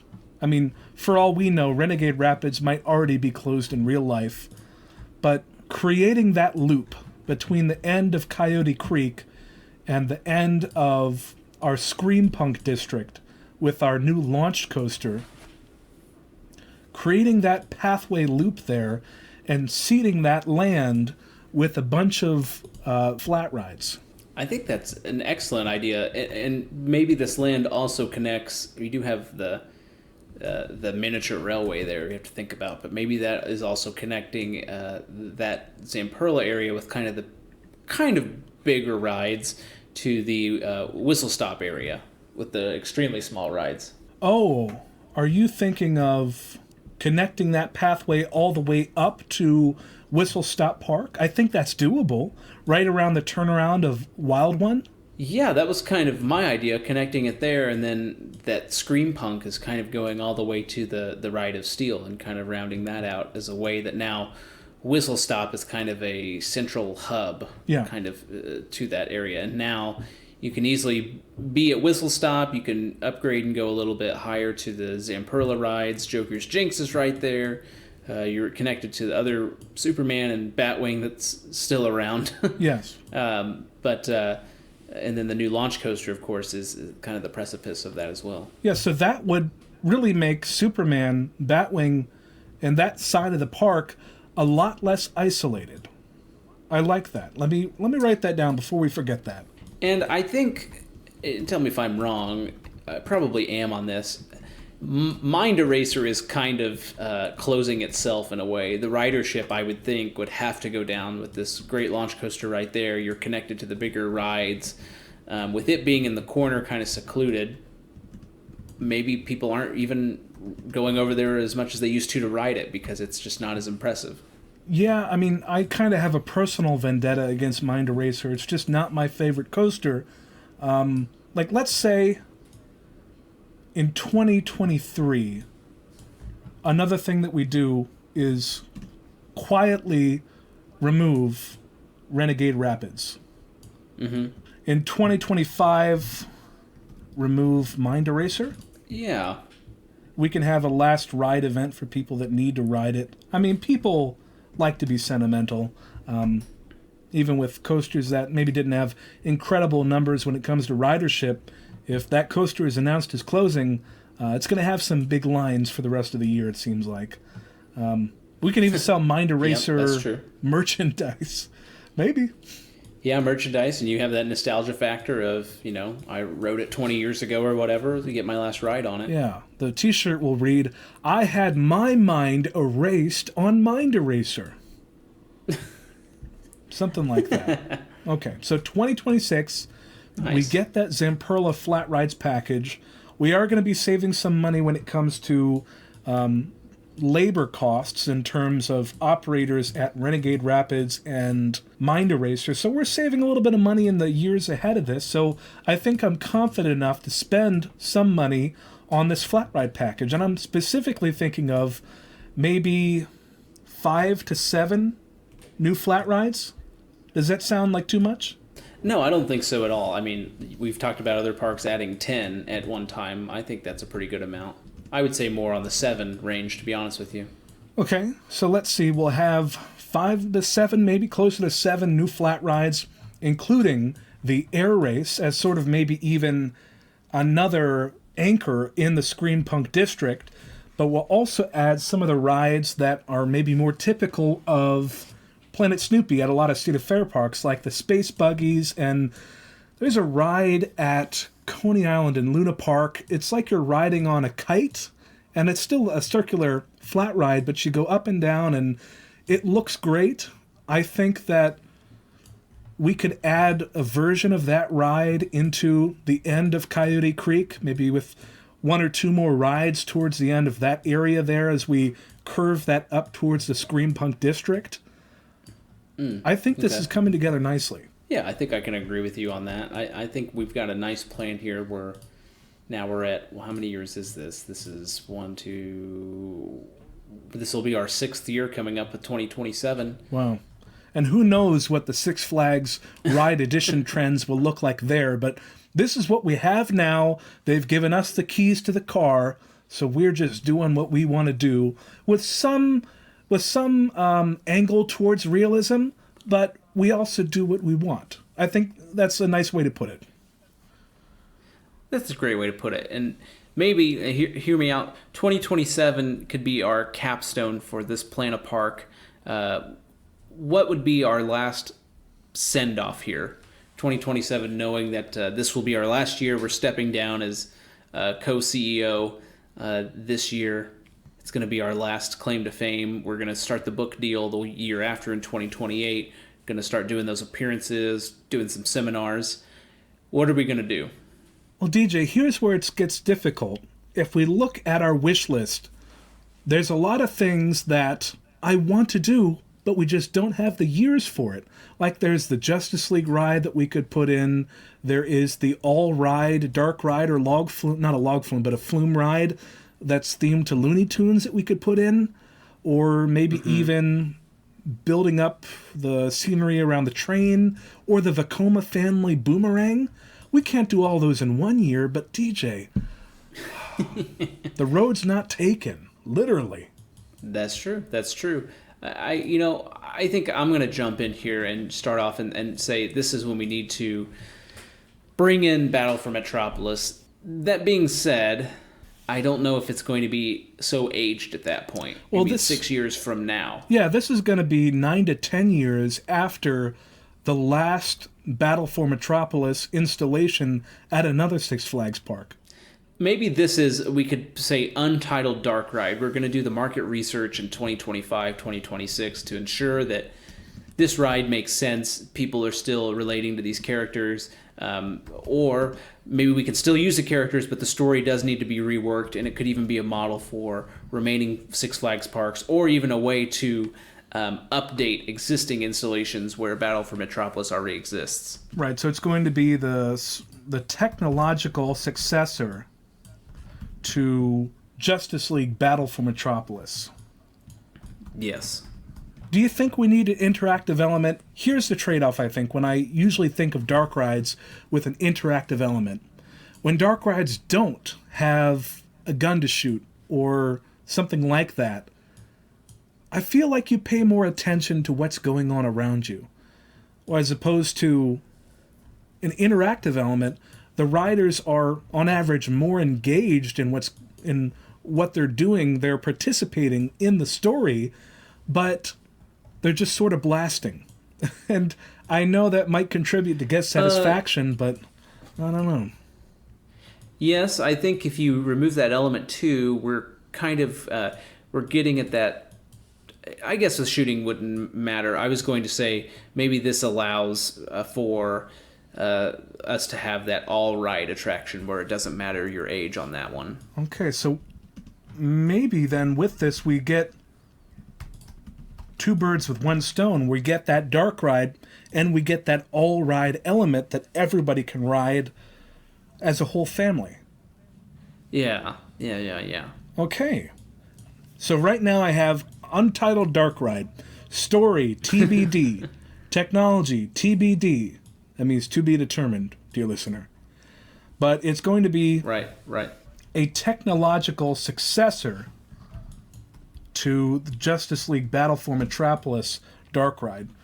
And it's going to be an all-ride attraction that everybody can ride, from the babies in the arms to the grandparents. The whole family is coming to Six Flags America, so there's got to be stuff that the whole family can do together other than seeing a stunt show or eating chicken fingers or riding the train. Right, and we'll determine later on what that technology is, what makes sense as we do the appropriate research and we understand what's really resonating with folks at that time. Yeah. I feel like this is as far as we should take it right now. What do you say? I think that's good, especially for a park that, again, I've never been to. I know about it. I've been close to it physically, but just, never had the chance to actually do it. So, well, I don't know about you, Yeah. but I'm looking at the wish list and saying, oh, I wish I could have added that and that and that. But money, DJ, money and time and space Yes. and labor.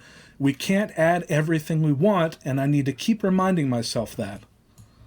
And I think you're spot on with time, too, because once we get, we're in 2027, some of these things might have a better version or won't be as relevant at all. Yeah. Especially evident with this dark ride experience.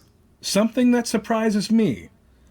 Batwing survived and Blizzard River survived. I mean, live and let live, I guess, but I had some energy against the Penguins Blizzard River, but we never got around to removing it, and I think that's how the cookie crumbles sometimes. We will scrap as we get closer, I think. We'll scrap as we get closer and need more capital, perhaps, and then we'll think about what could be taking its place. Yeah, this many-year plan that we have for Six Flags America is by no means written in stone. I feel like 2 or 3 years in, we could definitely revisit some of our later ideas. If there's a fancy new coaster model out there, maybe that's what we want to put in instead of a dark ride. Who knows? Very true. Who knows? Absolutely. So, as we wind down, let's take it back up from 2021 and break down what we would do if we owned Six Flags America. Absolutely. Starting in 2022. Is that where you want to... Oh, wait, no. I guess we do have to start in 2021. We do have the Harley Quinn Spinsanity Zamperla Discovery happening. We know that's already predetermined, taking place at the former Sky Coaster. But we will be removing the Wooden Roller Coaster Roar in anticipation for 2022. Yeah, we might even have a Last Rider event that has t-shirts that say, "The roar is silenced," or "The roar is muffled," or something like that. Something that we can sell merchandise for. 2022. This is where we make a splash. This is where we set the park apart from other parks in the Mid-Atlantic region. And we do that with a pneumatically launched roller coaster. We might try to go for the acceleration record about how fast we can get to our top speed. Maybe not. But this is going to be a launch coaster out and back that is going to be a part of a new section of Six Flags America called the Scream Punk District, sort of borrowing from what other Six Flags parks have done, maybe around Twisted Colossus and Magic Mountain, and Fiesta Texas maybe as well. I'm not sure if they call it Scream Punk, but sort of stealing that steampunk is the real term, stealing the steampunk aesthetic that we're borrowing from. But that launch coaster, it's going to be out and back, starting in the district. It's probably going to go over that middle helix of Superman Ride of Steel into that field area. Maybe do a quick turnaround, some hills and bumps and twists and turns as it comes back to the station. But it's going to be a flashy new coaster. Maybe we might go for the tallest inversion in the world. This would probably be possible by, if we're doing a top hat, right after we launch, making it an inverted top hat, DJ. Maybe that's how we get that tallest inversion. But it's going to be the roller coaster that defines the decade for Six Flags America. It will be, and with a defining coaster for the decade comes a large capital expense. And so in 2023, we're kind of pulling it back on the reins. We're still going to spend some money, of course, but with an expensive coaster like that, we can't do as much. So in 2023, we're adding a new indoor venue, a food and beverage element. This will be the largest food and beverage location in the park. It's built out of the Scream Punk district, so we're moving past where the new roller coaster is, connecting from Roar all the way over to Superman, and that we will use further down the road. But here we're also going to integrate a new LED lights show, and so that's going to change with the seasons. There will be a summer show and something to go with the Hallowfest they do, as well as Holiday in the Park. But at the same time, we will be saying goodbye to Renegade Rapids. Yeah, so we will be losing that water ride, but also building with a mind for 4 seasons of thrills, because that is what Six Flags America now offers. So we got to start building for that. That being said, we are adding a water coaster in 2024, so take whatever I say with a grain of salt. But we do need to throw a bone to the water park, to Hurricane Harbor. That's what we'll be adding in 2024. It'll be built between Wahoo River, their sort of wave rider adventure river, and the parking lot, to really add some visual intrigue there by the entrance of the entire property. As cars are driving up, they're going to see this big new structure in the water park to really get people interested in that area, because it's not a huge water park, but it's pretty compact, and they got some more slides, but they could always stand to have some more. And we'll differentiate this water coaster by adding a big launch element. Maybe have magnetic launches, maybe be the blaster, the water blaster launches. So we will have to see about that. But that's going to be what we do for the water park in 2024.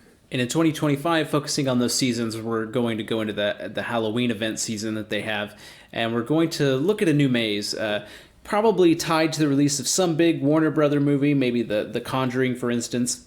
Seems like they're always making a new Conjuring or something in that universe, so maybe it's something involved there. They already have a working relationship, Six Flags does, with Warner Brothers, so should be easy to perhaps license out one of the IPs for a new maze and really bring those movies to life. At the same time, we'll also be saying goodbye to Mind Eraser, and so that's kind of in a more secluded area of the park now, with Renegade Rapids gone and us moving our Scream Punk area towards Superman. That being said, there will most likely be a last ride event, maybe even a last ride year, different events throughout the year commemorating the ride. Probably some merchandise will sell as well. Plenty of social media events too, really making sure that everyone says goodbye to the ride and that it goes out with a bang. Last time to ride, what is Chris's favorite roller coaster? Yeah, I'm going to have to be first in line for that last ride event. You sound very enthused. Oh yeah, it's going to be great. But moving on to 2026, here's where we really start to have things come together when I think about what we've been adding, what we've been building towards. I think that this is a sort of conclusion, a denouement of sorts, where it's the Zamperla Flat Ride package to really build out the capacity of the park. We're going to add a Zamperla Air Race. It's going to look amazing in the Scream Punk district. We're going to add something like Snoopy's Space Buggies, but themed to Marvin the Martian. We're going to add sort of the Kite Flyer ride in Coyote Creek, so that we build a new path going all the way from Whistle Stop Park towards the corner by Superman and Batwing. That path is going to be dotted with little stands and kiosks and games, all the way down to the Scream Punk district, where we're going underneath that big old launch coaster that we added a few years ago. Then we're going to walk by our large indoor eatery and maybe even a show venue in there too that we can use all year long. And we're going to keep going down there. We're going to go past the other rides that we added in from the Zamperla flat ride package all the way down to Coyote Creek, where we used to have Renegade Rapids and Mind Eraser. Instead, it's going to be maybe 5 to 7 new rides along this path, really creating a sort of a matrix. What's the word I'm looking for, DJ? It's not a hub and spoke pattern, but it's a bunch of loops where we do have that connecting pathway all the way from the corner of the park. Kind of like a ring system or something? Yes, that's it, where it's a little more intuitive, where if you go in the direction that you see the big roller coaster, the path is going to take you there. And I think that's what we're building towards. Yeah, you're actually going to get there. Yep. Yeah, and so I think that's what we need, and that's what we're building with this new pathway and these new Zamperla rides, which are really going to add that capacity. And they're hardy rides, DJ. You can run them in a lot of weather. So that's what we're going to be adding in 2026, really building out the park. Yeah, and we'll go to our last year here, 2027, which makes me a little sick saying that date. But in 2027, we'll be unveiling a new dark ride. It's untitled. We got to this by thinking about, the Battle for Metropolis rides that exist at a bunch of Six Flags parks. But we also got to thinking, is this really going to make sense in 2027? Will the characters still be relevant? Will the experience itself, the technology, will it be relevant? Will it stand up? So we're not sure what it will be. We imagined it's some sort of technological successor to the Justice League ride. It'll use new technology, of course, but perhaps it's even paving the way for other Six Flags properties to form their new ride based off of this ride. It will be an all-ride attraction as well. That's something else to point out. That's something that we said at the beginning we feel like this park needs is more of these attractions, and so this will be a way to move towards that. A ride that everyone can ride, no matter age or height, as long as there's a responsible accompanied guardian or accompanied sibling, whoever it is, parent, you name it. They'll be able to jump on this ride and have a great time and really enjoy just being together as a family. I think that we've done what we set out to do, DJ. Let me review our must-dos real quick, see if we did them. We did fix some dead ends. We put in some high-capacity attractions. Not sure how high the capacity of the launch coaster is going to be, because that's going to be the most popular coaster in the park without a doubt. So that's going to draw big crowds. I guess we'll really push for those Flash Pass sales as well, correspondingly. But we did increase the number of attractions, and we will have that all-ride attraction to check that box. We've made some additions that are going to be operable in all 4 seasons of Thrills. We figured out what to do with Roar. In this case, unfortunately, it was remove it, but I will say we probably replaced it with something even better, with that Scream Punk district, and then we have that eatery and some of the Zamperla flat rides will be in the footprint of where Roar was as well. We built on some of those licenses that we had with Looney Tunes and maybe DC Comics down the road. Who knows what's going to be popular in 2027. And we did finally build a unique roller coaster at Six Flags America. So I think we did it, DJ. I think we did it. I think we did it. We checked a lot of boxes, and I think we've set out what we set out to accomplish. And I think you did it, dear listener, for listening to this podcast. I think we're over the 2-hour mark at this point. I want to thank you for listening, whether it was in a car, whether it was at work, whether we're just you're hanging out, whether you watch in pieces. We want to thank you for being along with us in the ride. And that brings us to the point in the show where we want to hear from you. What would you have done different? Are you familiar with this park? Have you been here before? Are you like me? You've heard about it. You know things about it. You're looking at it from Google Maps. What did we miss? What should we have done differently? What would you have done had you been the head of the board and we were the CEO? Yeah, if you want to tell us what you would have done differently or how wrong we are about something, there are many ways that you can do that. You can go to Facebook, Corkscrew Convos. Go like the page. Go talk to us there. Start a Corkscrew conversation with us. We're also on the Twitter and the Instagram. Just search Corkscrew Convos, and there we are. We can also send us an email if you don't have any of those newfangled social media accounts. It's also okay. Just send us an email to corkscrewconvos@gmail.com. And I also think, dear listener, if you've made it this far, if you are 2 hours in with us, you should subscribe if you've made it this far. It's very easy to do. Of course, it's free. It's not like Twitch where you pay money to subscribe. No, this is free. It's either subscribing to us on your favorite podcast, place to listen to podcasts, I should say. You can follow us, whatever that looks like. The point here is that you get thrown into a queue. We're in a queue, I should say, and you're able to see our episodes as they come out.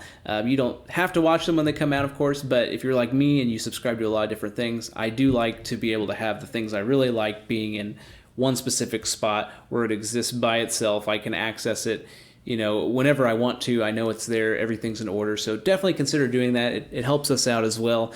And what also helps us out is telling your friends about the show, whether that's through a review on Apple. Again, if you give us a 5-star review on there, we'll give that review on the show. We'll actually read it out. We'll give you a shout out. It's a great way to tell your friends about the show, and also people that might not be your friend at all. It definitely helps us out. So consider doing that as well.